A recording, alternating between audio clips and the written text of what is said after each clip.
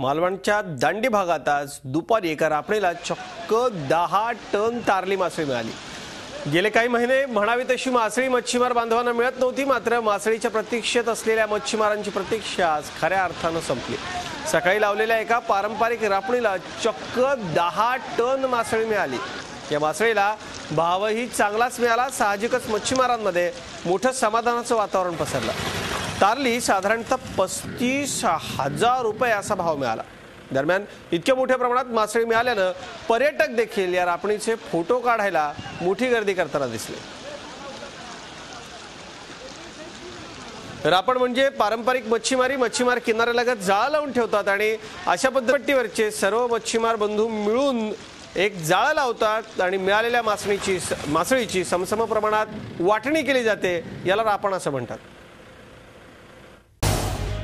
Zee 24 तास रहा एक पाऊल पुढे।